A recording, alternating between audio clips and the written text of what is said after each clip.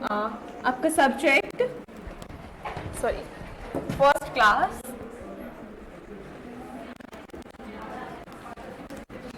Subject maths. आप सभी को पता है आपके सब्जेक्ट मैथ्स होते हैं। चलिए आज हम एक बहुत अच्छी सी कविता पढ़ेंगे, पोयम पढ़ेंगे। आप सभी ने वो पोयम बचपन में पढ़ी होगी, ठीक है? आप सभी मेरे साथ पढ़ेंगे। मम्मी की रोटी गोल गोल, मम्मी की रोटी गोल गोल, साइकिल का पहिया गोल गोल, दादू का चश्मा गोल गोल, पापा के पैसे गोल गोल, तुम भी गोल हम भी गोल, सारी दुनिया गोल मटोल। तो क्या सारी चीजें गोल होती है? क्या सारी चीजें गोल होती है? नहीं ना। अगर आप ये ब्लैक बोर्ड देखो, ये कैसा है? ये कुछ इस तरह से, ठीक है? अगर आप अपना हैंकी देखो, हैंकी कैसा होता है? कुछ इस तरह से। तो ये जो सारी चीजें होती हैं, इनका कुछ आकार होता है, ठीक है? तो उसी को हम बोलते हैं शेप्स। तो आज हम किसके बारे में पढ़ेंगे? We will learn today about shapes.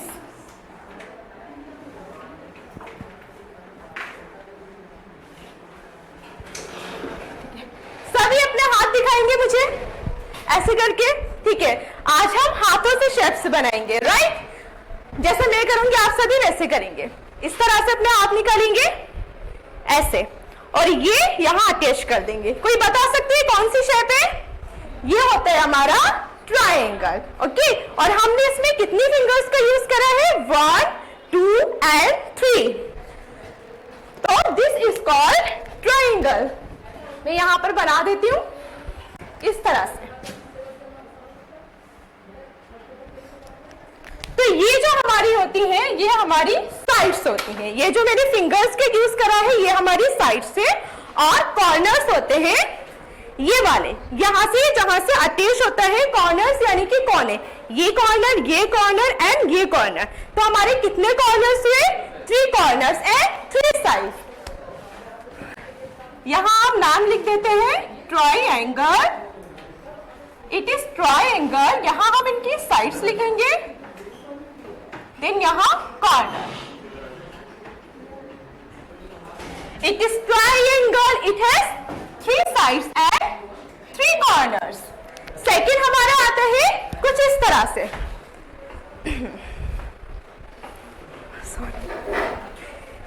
इस तरह से आप करेंगे, राइट? हाँ, तो आप ये देख सकते हैं इसमें कितनी साइड्स हैं? 4 साइड्स हैं, और चारों इक्वल साइड्स हैं, राइट? तो ये हमारा होता है square. What is it called? Square. It has 4 sides and 4 corner, 1, 2, 3 and 4. So this is square. This is square. It has 4 sides and 4 corners, and all sides are equal. इसकी चारों sides equal होती हैं। Equal मतलब बराबर होती हैं, okay? अगर आप इन सभी को मेजर करोगे, नापोगे, तो ये बराबर है, राइट? थर्ड शेप है हमारी इस तरह से, कुछ इस तरह से। आप देख रहे हो, फोटो क्लिक करते हैं ऐसे। तो इसमें हमारे क्या है? 4 साइड्स है हमारे, 1, 2, 3 and 4। एंड कॉर्नर्स कितने हैं? कॉर्नर्स भी 4 हैं। क्या सभी कॉर्नर्स, सभी साइड्स इक्वल है? आप देखकर बताइए। नहीं। क्या कोई से 2 साइड्स इक्वल है? यस, राइट एंड लेफ्ट वाली एंड अप एंड डाउन वाली। Then this is called rectangle. इसको क्या बोलते हैं हम? रेक्टेंगल। ये कुछ इस तरह से बनाए जाते हैं। इसकी 2 साइड्स इक्वल होती हैं, 2 ऑपोजिट साइड्स, यानी आमने सामने की sides.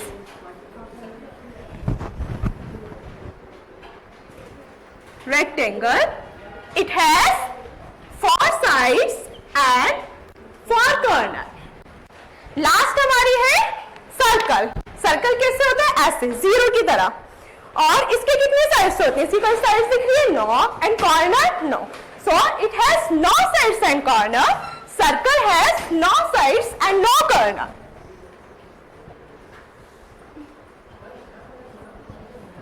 Zero sides and 0 corner. So what we have learned today? We have learned about 4 sides: triangle, square, rectangle and circle. आप मुझे बताएंगे आपको इस रूम में कौन कौन से ऐसे ऑब्जेक्ट्स है, ऐसी चीजें हैं जो आपको ट्रायंगल शेप की दिखती हैं। अगर आपको यहां भी नहीं दिखती, आपको ऐसे रिमेंबर हो कि ये ट्रायंगल शेप का, वो भी बता सकते हो, राइट? बताइए। Pizza, yes, pizza slice. तो हम यहाँ पिज्जा स्लाइस ऐसे बना देते हैं, राइट? लिख भी देते हैं पिज्जा स्लाइस। देन एक और बता सकते हैं आप, कोई और? परांठा भी बनाती है आपकी मम्मी शेफ का, ओके, हम लिख देते हैं परांठा। देन स्क्वायर, स्क्वायर शेप में क्या होता है? स्क्वायर शेप में बता सकते हैं हैंकरचीफ, हैंकी होता है आपका,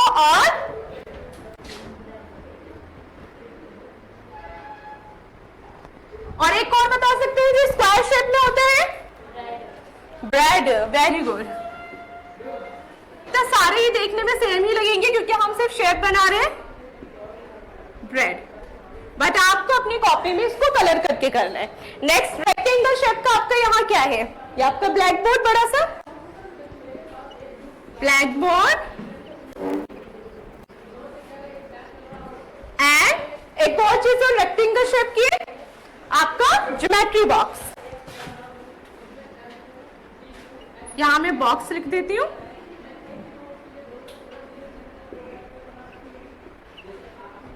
अच्छा, सर्कल शेप का क्या होता है? सर्कल शेप का बैंगल्स, यस, बैंगल्स जो आपकी मम्मा पहनती हैं, मैडम भी पहनती हैं, यस। एक और चीज जो सर्कल शेप की होती है, rubber band, okay, rubber band.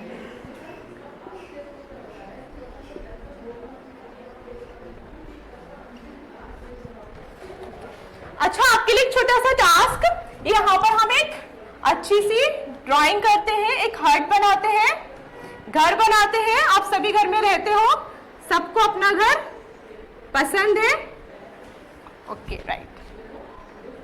इसका हम ये गेट बना देते हैं, यहाँ एक सर्कल, फिर यहाँ छोटी छोटी गेट्स। अब आप मुझे बताओगे इसमें कितने शेप्स हैं, कौन सी शेप्स कितनी बार आते हैं? How many? पहले बताइए कौन कौन सी शेप्स है इसमें? सर्कल, हाउ मेनी सर्कल्स, वो आप यहां लिखेंगे। रेक्टेंगल,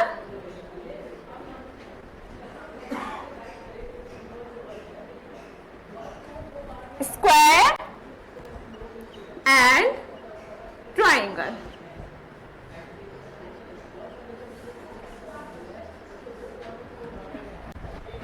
आपको ये घर से बनाकर लानी है, इसमें कलर करके लाने हैं अच्छे से, एंड ये जो आपको टास्क है वो फिल करके लाना है।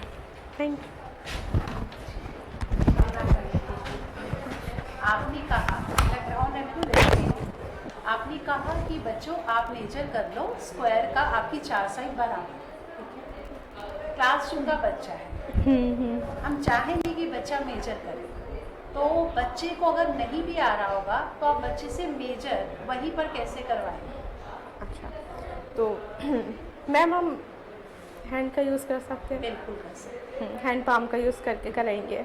बहुत अच्छा आंसर यही होगा कि आपने कहा पहले मैम हम नॉन स्टैंडर्ड मीन्स को इस्तेमाल करेंगे, तो आपने बच्चे को ये कहा बेशक अपने हाथ का इस्तेमाल करें, पर हाथ ब्लैक बोर्ड से काफ़ी बड़ा आ जाएगा, तो बच्चा कोई भी चीज़ को अगर यही मेजर करना है, जैसे आपने कहा कि रेक्टेंगल के केस में आपको लगा बराबर नहीं आ रही है, 2 आपकी बड़ी आ रही है, 2 आपकी छोटी आ रही है, यानी कि ये वाला पेयर आपस में है और एक ये वाला पेयर है। ये वाला जो पेयर है इसका हम कोई भी साइड लेंगे वो इससे छोटा आ रहा है। हमारा आइडिया मेन क्या है, स्क्वायर में चारों बराबर है, रेक्टेंगल में आपकी चारों बराबर नहीं है। तो आप बच्चे को कह सकते हैं आप कोई भी चीज ले लो, मेरे को तो यहाँ पे ये दिख रहा है तो मैं इसी से कर लेती हूँ और ये शायद काम कर भी जाएगा। तो बेटा आप इसको बाई चांस हो गया है, किसी में आ गया है कि ये आपका देखो और ये देखो, ये आपका बिल्कुल बराबर आ गया।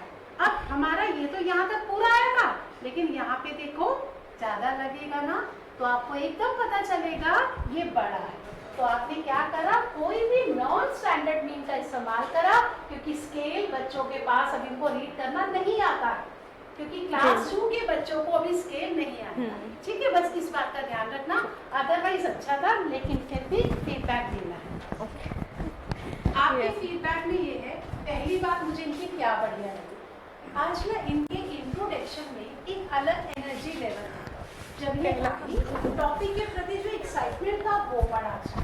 इंट्रोडक्शन में आते ही इन्होंने पोएम करी। ये मैथ्स पेडागोजी का नियम है कि आपने ELPS इसका इस्तेमाल करना, और इन्होंने काफी हद तक ELPS का इस्तेमाल करा। ई में आके इन्होंने क्या करा, एवरीडे लैंग्वेज। इन्होंने बोला क्या वो देखो ऐसे है वैसे है, और कॉन्क्रीट एक्सपीरियंसेस को देने के लिए इन्होंने अपनी फिंगर्स का इस्तेमाल करके जो शेप बताई है वो आइडिया अपने आप में अच्छा है, इनोवेटिव आइडिया है। आप लोगों को अच्छा लगा होगा ये बात। ठीक है, एक दूसरे के लेसन को भी आप देखना कि अगर मुझे ये डिलीवर करना पड़ गया, भगवान न करे आपको बोला जाए मैडम जी आपने ये छोटा शेप पढ़ाओ, तो आपके दिमाग में दूसरे का लेसन जो बढ़िया आपके दिमाग में छप जाए वो याद रखना, you are learning from others. और ये आपका कौन सा मोड है, कोलैबोरेटिव मोड है, बिकॉज आप लोग एक दूसरे को हेल्प कर रहे हैं। सेकेंड इनका ये मेरे को जो कमी लगी वो थोड़ा स्पेलिंग वगैरह में लगी। अच्छा, हमको भी लग रहा है। तो परांठा में आपका P A करके आएगा, और जब आप हाउ मेनी करेंगे ना तो आपको S लगाना पड़ेगा। How many circles are there, how many triangles are there. ये इसलिए बोल रही हूँ, अभी आपको लग रहा होगा स्पेलिंग का क्या, आपको पता है ये हमारे लिए लैग है, लैंग्वेज अक्रॉस करिकुलम है। जो आपने इंग्लिश लैंग्वेज को आप सिखाना चाह रहे हैं, बाकी NEP जो भी कह रही है, लेकिन अभी भी KV में तो खासकर वो इंग्लिश लैंग्वेज को हटा के नहीं चलने वाले हैं ना। उन्होंने ये कहा है कि 5वीं तक जी हम इंग्लिश की किताबें हटा रहे हैं, तो वो इस बात को लेके चलेंगे कि लैंग्वेज का जो भी पार्ट इस्तेमाल आप कर रहे हैं बाकी सब्जेक्ट में, चाहे वो ग्रामर को लेकर हो या स्पेलिंग को लेकर हो, तो बिल्कुल ठीक होना चाहिए। समझ में आ गई इतनी बात? मेरे अकॉर्डिंग ये फीडबैक है। आप लोगों ने कुछ नया नोटिस करा है, just give me your idea. Varsha, आप कुछ कमेंट करना चाहोगी इनके लेसन में? अगर आपको कोई प्रॉब्लम लगी हो, स्ट्रेंथ तो मुझे लगा सबका ही अच्छा लगा होगा सबको इनका, कहीं अगर प्रॉब्लम लगी है तो वो पार्ट बताओ जो मैं नहीं बता पाई। मानिए कि जो माइक्रो टीचिंग में आप करते रहे वो बात तो आपने यहाँ पे भी रखना है। और एक चीज का ध्यान रखना, टीचिंग स्किल आपको जहाँ पर भी हो सके आप इस्तेमाल करना। आज आपने ना ये तो अच्छा करा कि शाबाश नहीं करा, आपने बिल्कुल ही नहीं करा। आज आपके स्केल ऑफ रिइंफोर्समेंट को रखा ही नहीं है, पर आपका जो ब्लैकबोर्ड प्रेजेंटेशन है वो अच्छा है, हैफर्ड वे में नहीं है। टॉपिक को देखकर अगर कोई दूर से भी आएगा तो पता चलेगा हाँ क्लास सेकंड का है, शेप्स नाम का टॉपिक करा रहे, आपने टेबलर फॉर्म में ही करके दिया। आप इसकी लाइंस भी बना देना, क्योंकि बच्चों में कई बार ये प्रॉब्लम होती है, और अगर आपके पास डिस्लेक्सिया वाला बच्चा हुआ तो स्पेशियल विजुअल की प्रॉब्लम आएगी, और वो बच्चा जो है इनको कहीं ना कहीं ऐसे कर देगा। ठीक है, तो मेक सेपरेट लाइंस। बच्चों स्पेलिंग का देख लेना, बच्चों अपने डायग्राम बना के दिया, बहुत अच्छा करा है। वरना आप कोई ट्रैफिक लाइट, जोकर वगैरह कुछ भी बना के दे देना, बच्चे को उनको लेबल कर। समझ में आ गया? तो आप लोग बताना चाहेंगे कुछ बात, अगर आपको लगे कि this could be made more innovative, more effective in presentation, do you have any suggestion? No suggestion? Next कौन आना चाहेगा? बेटा आप साइन करेंगे, डेमो का नंबर लिखेंगे।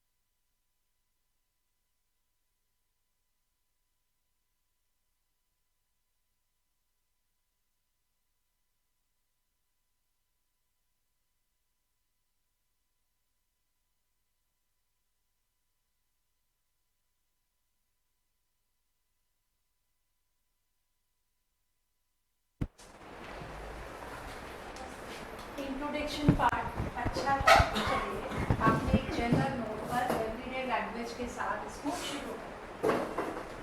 इंट्रोडक्शन पार्ट अच्छा, कहाँ प्रॉब्लम है वो आपको कहेगा। मैथ्स की स्पेलिंग बता MATHE MATICS। एस लगाना जरूरी यस है। मैम, इसमें नहीं लगा। मैथ नहीं होगा। ठीक है। अब यहीं पे खींच कर बोलेगा कि आप मैथमेटिक्स की भी बताओ, तो आपको स्पेलिंग का ध्यान रखना, उनको मिल जाएगा मौका अगली बार। तो जब भी आप बोर्ड पे काम करते हैं ना, आप लेफ्ट टू राइट चलेंगे। आपने क्या किया, आप बोर्ड पे चले गए लेफ्ट टू राइट, चलिए बहुत अच्छा।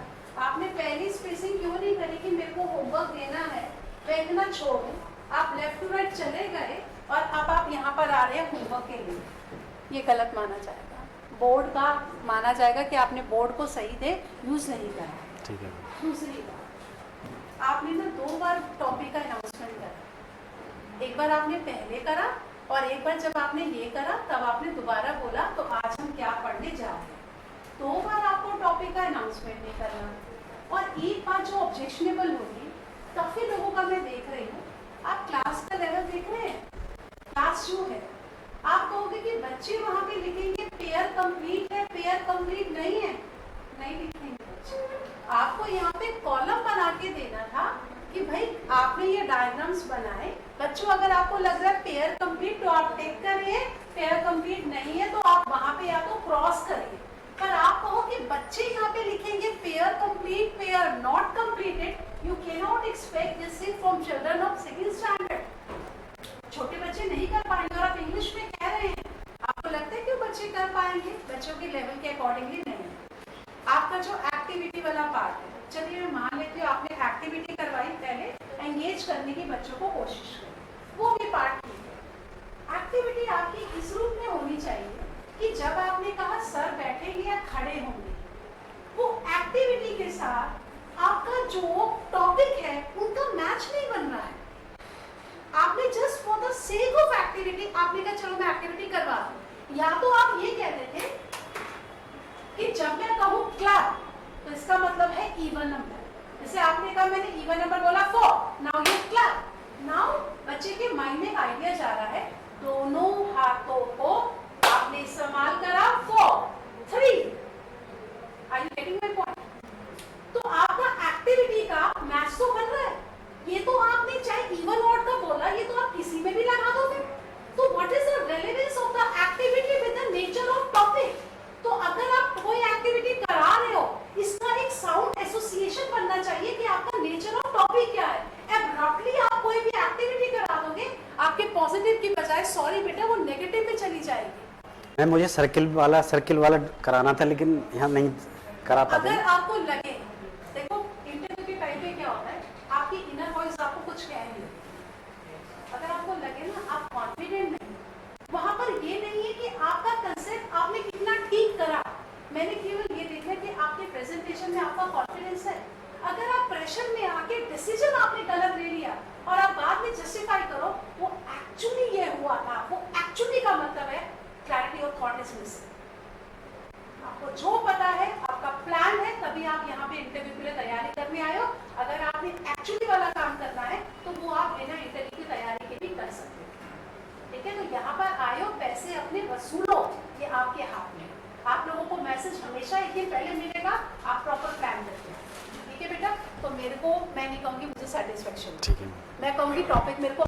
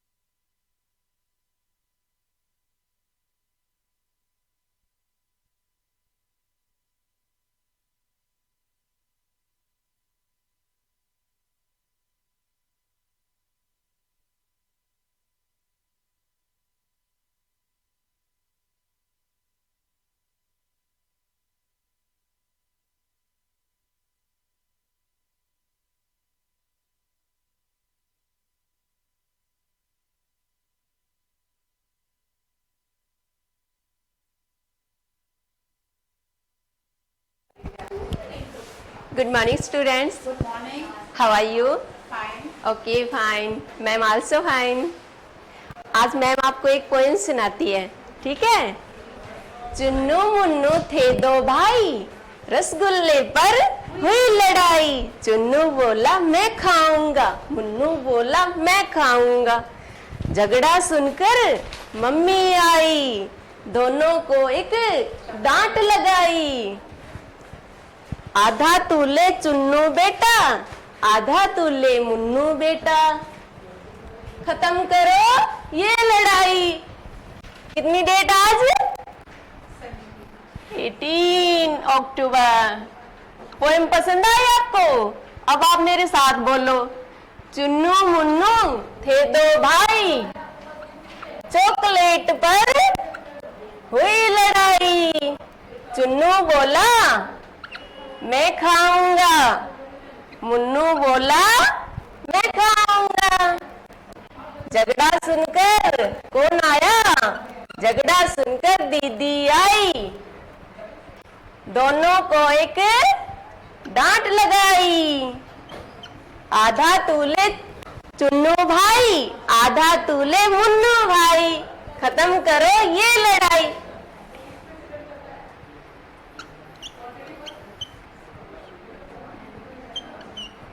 तो क्या किया? कितने भाई बहने हो? चुन्नू मुन्नू, ठीक है?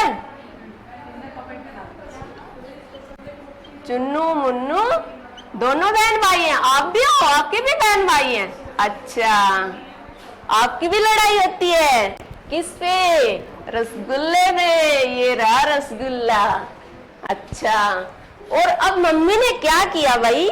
मम्मी ने तो रसगुल्ले को कैसे कर दिया? आधा आधा कर दिया। अगर आपके पास रसगुल्ला होता तो आप ऐसे ही बांटते उसको? नहीं मैम, मैं तो ऐसे बांटूंगा इसको। ऐसे ऐसे भी बांट सकते हैं भाई। कितने इससे हो गए इसके? 2। कितने थे रसगुल्ले?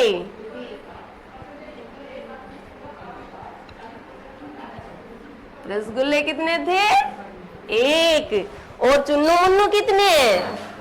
2। कितने हैं? कितनों में बांटना है हमें? 2 में। तो हम क्या करेंगे, एक जो पूरा पार्ट है उसको हम जितने परसेंट में डिवाइड करना है ना, उससे डिवाइड कर देते हैं। 2 में बांट दिया, आधा इसका हो गया। ये पार्ट कितना है? ये हाफ हाफ, दोनों में हाफ हाफ हो गया। तो बच्चों आज हम क्या पढ़ेंगे? Halves and quarters.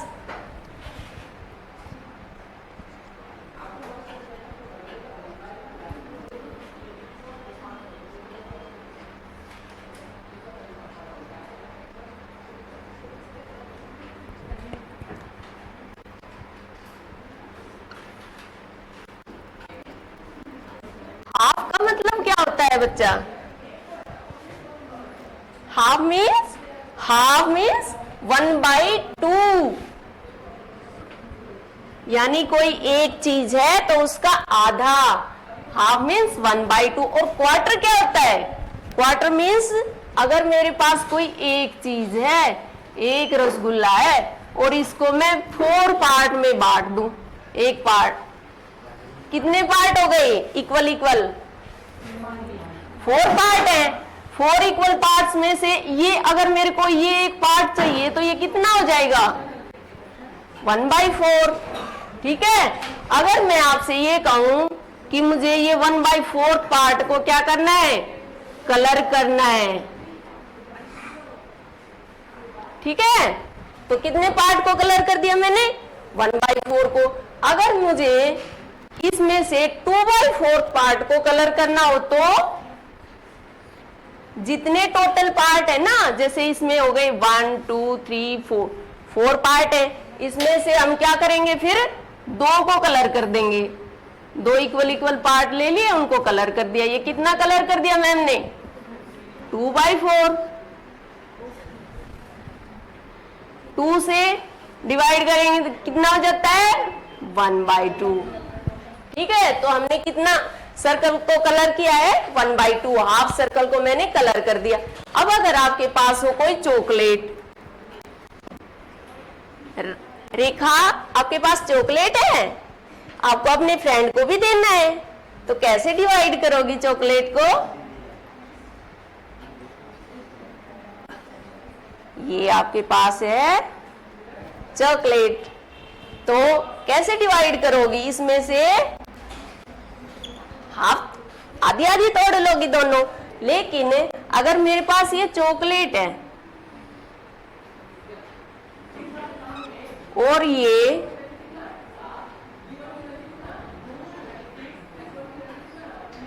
मेरे को 4 अपने दोस्तों को देनी है, तो कैसे दूंगी मैं उसको?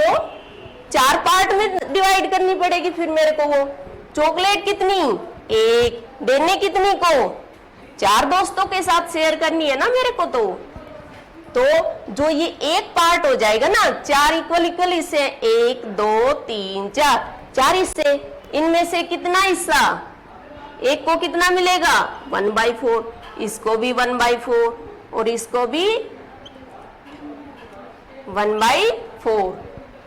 और अब इनमें से एक दोस्त ऐसे बोला कि मैं तो, रेखा तुझे चॉकलेट ज्यादा पसंद है, मैं तो अपना हिस्सा तुझे ही दे दूंगा, ठीक है, तू अपना भी खा ले और मेरा भी खा ले, ठीक है।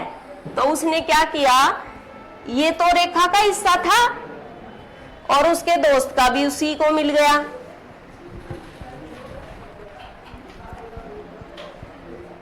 ये क्या थी? पूरी चॉकलेट। ये रेखा का हिस्सा था, ये उसके दोस्त का था, दोनों हिस्से उसको मिल गए ना। ये कितना था?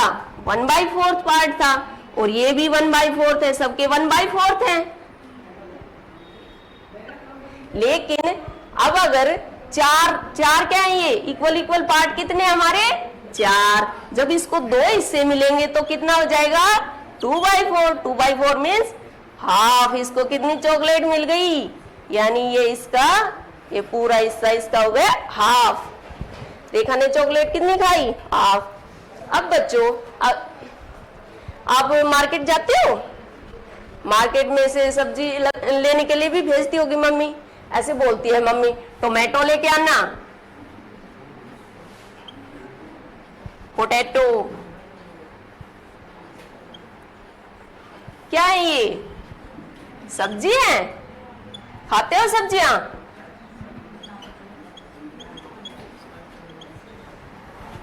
ये सब्जियां लेने के लिए भेजा और प्राइस क्या है उनका? सब्जी का प्राइस 1 किलो टोमेटो किस रेट में देता है सब्जी वाला? प्राइस पर केजी। 1 किलो का रेट कितना देता है वो? 10 रुपए का देता है 1 किलो टमाटर, और 12 रुपए में देता है 1 किलो पोटैटो, और पीस 14 रुपीज। अब अगर मम्मी आपको ऐसे बोले कि आपको टोमेटो कितने लेके आने हैं? हाफ केजी अगर टोमेटो लेके आने आपको, तो कितने रुपीज में लेके आओगे आप? बताओ। हाफ केजी टोमेटो प्राइस क्या हो जाएगा? ये कितना है बेटा? 1 किलो टमाटर का प्राइस है। 1 किलो टमाटो प्राइस कितना है? 10 रुपीज। तो 1 का प्राइस है 10, और अब किलो, ये जो वेट था, वेट को हमने क्या कर दिया? आधा कर दिया। तो हम प्राइस को भी क्या कर देंगे? आधा। कितने के आ जाएंगे वो हमारे? 5 रुपीज के, ठीक है। और बच्चों, आपको है ना घर से जाके ये जो पिक्चर है ना, इनको कलर करके लाना है। जैसे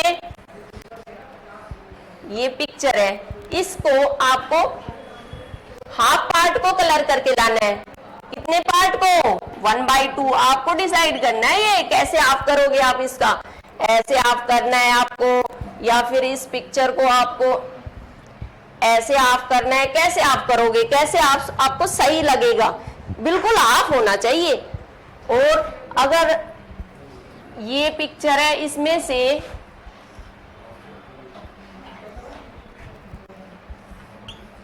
आपको क्या करना है, इसके 1/3 पार्ट को, इसके 3/4 पार्ट को आपको क्या करना है, कलर करना है।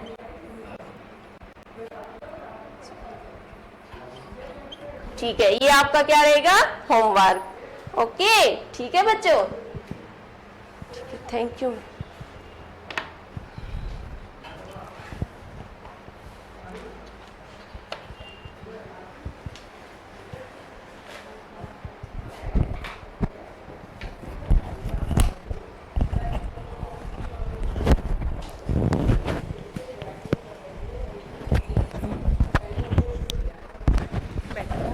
साइन कर लेना, ठीक है। अभी मैं आपको पेपर दूंगी। फीडबैक में क्या क्या इनका ठीक लगा, क्या क्या मेरे को लग रहा है बहुत ज़्यादा इम्प्रूवमेंट करनी होगी।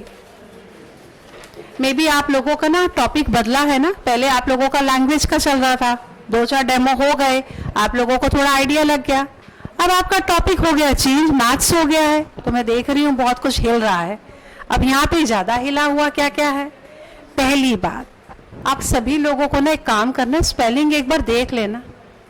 जो आप स्पेलिंग लिखे जा रहे हो, आपका रसगुल्ला का स्पेलिंग हो, मटर के लिए जो आपने पीस का लिखा है, और मैम अगर आप वहां पर यूनिट ही नहीं लगा रहे हैं, आपने रुपए रुपए की बात करी, आपने कहीं रुपए लिखा ही नहीं,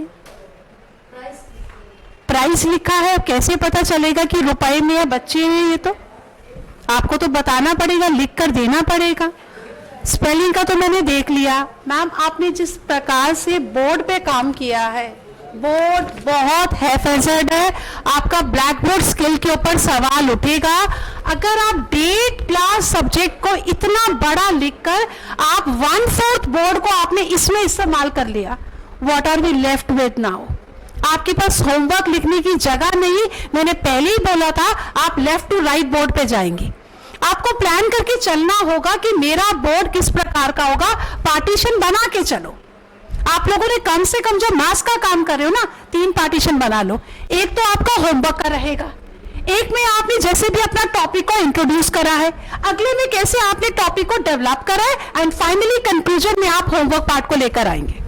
और मैथ्स में कई बार आपका कैलकुलेशन पार्ट भी अगर हो गया तो आपको वर्किंग दिखाने के लिए अलग देखना पड़ेगा। अब प्रीति आप बोलेंगे।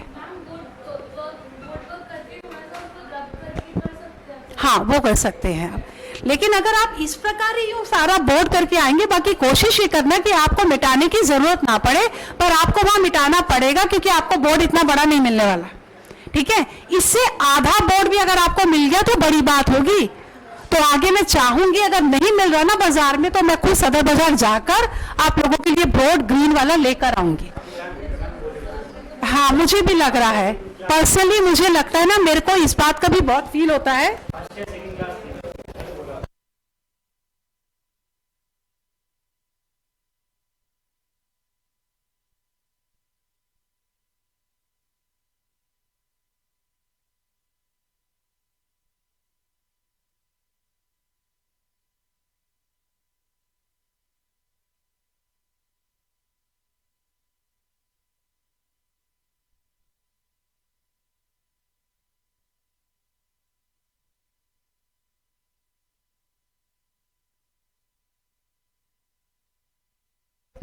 दूसरी वाली बात क्या है मैम, स्पेसिंग आपका, चलिए आपने इतना स्पेस यहाँ पे ले लिया, उसके बाद टॉपिक को आप डेट के साथ चिपका रहे हो। अभी आपको पता चलेगा क्योंकि जब आप बैठेंगी तो आपको थर्ड एम्पायर बनना है, जब आप लिख रही हो उस समय हमें नहीं पता चलता, हमारे साथ भी होता है। ठीक है, तो इस बात को ये नहीं कहना कि मेरे को मैम ने ऐसा बोल दिया है, सभी के लिए बोल रही हूँ। फिर उसके बाद जहां पर आप काम कर रही हैं, आप बता रही हो बच्चे को बेटा ये 1/4 है, हाफ है। मैडम आपने ना फ्रैक्शन का यूज पहले कर लिया लैंग्वेज में, इससे पहले कि आपने बताया होता। आपने स्टार्टिंग अच्छी करी है, आपने जो पोएम सुनाई है स्टार्टिंग में कि आप आधे का कंसेप्ट लेकर आए हो, तो वो आपने स्टार्टिंग अच्छी करी। ठीक है, वो पार्ट आपका पॉजिटिव है। मैम इसी चीज को अगर आप हर बच्चे से एक्टिविटी करवा देते, आप रुमाल निकलवा देते, हर बच्चा रुमाल लेकर आता है, आप बच्चे को बोलते बेटा इसको फोल्ड करो, ये लकीर बनकर आ गई रुमाल की, ये रुमाल के 2 बराबर भाग आ गए। जब तक आप ये नहीं बताओगे कि आपने 1 के बराबर भाग लिए हैं, वो आपका नीचे आ रहा है। उसके बाद उसमें से आपने कितना लिया, इसी प्रकार आप रुमाल को 4 बार फोल्ड करा देती, 2 बार करा देती और आप बता देती कब आपका आधा आ रहा है, कब आपका 1/4 आ रहा है। इसमें हर बच्चा पर्सनली इन्वॉल्व हो जाएगा, बजाय कि आप ये उम्मीद करो कि जो मैं लिख रही हूं यहाँ पे नजर गड़ाए हर बच्चा देख रहा होगा। वो बच्चे नहीं देख रहे होते, उनको आपको एंगेज करना है, यही आपकी पेडागोजी है। तो आपने बच्चों के पास जो सामान मौजूद है आपका इवन और ऑड नंबर में बहुत बढ़िया हो सकता था। हर बच्चा पेंसिल लेकर आता है, हर बच्चे के पास क्रेयॉन्स है। बेटा आप सभी बच्चे अपने क्रेयॉन का डब्बा बाहर रखो और आप मुझे पेयर बना के दो। अच्छा ये पेयर बन गया, रेड का बन गया, येलो वाले इनका पेयर बन गया। अच्छा इसका पेयर नहीं बना तो ये आपका ऑड में जाएगा जिसका पेयर नहीं बन रहा। वो जो आपने कॉन्क्रीट करके दिखाया बढ़िया आइडिया है, लेकिन आप जितना बच्चों की पर्सनल चीजों को इस्तेमाल करवाओगे उनकी लर्निंग बढ़िया होगी, क्योंकि इनके अंदर होता क्या है, मेरी चीज मेरी चीज मेरी चीज, उनकी चीजों को इस्तेमाल करवा दो। अब जी आप बोल रही थी अंशु, फ्रैक्शन है, आपको वहां पे बताना पड़ेगा। जैसे आपने रुमाल का करवाया, आपका 1 रुमाल था, कितने बराबर भाग बने आपके, 2 बराबर भाग बने। तो जो आपके बराबर भाग है वो आप नीचे रखेंगे बच्चे। उसके बाद उन बराबर भागों में जिस भाग को आप कंसिडर कर रहे हो वो आप ऊपर लिखोगे। तो हमने 2 बराबर में से 1 को चुना है, तो ये आपका 1 ऊपर, नीचे आप लोगों का सिंबल आया और ये बराबर कितने थे, 2 भाग। तो इस प्रकार हमने सिंबॉलिक के ऊपर लास्ट में लेकर आना है। जब एक बार आपने सिंबल को इंट्रोड्यूस कर दिया, फिर आप आओ 1/4 के ऊपर, और जब आप लेकर आ रही हो आपने 1/4 लिखा, उसी को आपने शेड कर दिया। 3/4 आपने करा तो आपने उसी को ही शेड कर लिया। आप देखो मुझे कैसे पता चलेगा कि मैम यहां पर आप लिख कर गए थे। इसी प्रकार जब आपने 3/4 या 1/4 करने की कोशिश करी, यहां आपने 1/4 लिखा हुआ है, लेकिन ये पूरा शेड हो गया, वो 1/4 तो नजर ही नहीं आ रहा है। ठीक है, तो आपने शेडिंग करने का मतलब ये नहीं था, सॉरी मैं इस बात का इस्तेमाल कर रही हूं, इस वर्ड का। शेडिंग करना, गुजर मुजर करना दोनों अलग बातें हैं। अगर आपने शेडिंग करा होता ना और तब आप 1/4 लिखो, वो समझ में आएगा। मैं क्या कहना चाह रही हूं आपको, मेरा सिर्फ कहने का अभिप्राय इतनी सी बात का है कि जब आप यहां पर 1/4 दिखाना चाह रही थी तो आप ऐसे कर देती, ये वाला भी 1/4 हुआ बेटा, जैसे ये शेड हो गया। अब इस शेड के बीच में स्पेस है, अगर मैं यहाँ पे 1/4 लिख कर दूंगी तो कम से कम नजर आएगा, वरना अगर आपने शेड कर दिया तो हम ये वाले पार्ट को बाहर जाके दिखाएं। और अगर आप मैथ्स की बुक में देखोगे तो वो खास रंगों का इस्तेमाल करके नीचे नोटेशन देते हैं कि रेड कलर में देखो हमने हाफ को शो करा है, ब्लू कलर के अंदर हमने 1/4 को शो करा है। तो आप यहीं पर ही इसको गुचर मुचर नहीं करोगे। ठीक है, बोलने में आपका कहां कहां मुझे लगा है, आपका जो ये सारा आपने लिखा है वो सारा ऑर्गेनाइज वर्क नहीं आ रहा है बोर्ड पे देखकर समझ में नहीं आ रहा कि हम फ्रैक्शन को पढ़ा रहे हैं, ये पता है, लेकिन वो टॉपिक आपने इंट्रोड्यूस किस प्रकार करा है वो नहीं पता चल पा रहा है। ठीक है, तो आपको साइन करने हैं, अगला जिनको आना है आ जाइए अपना टॉपिक।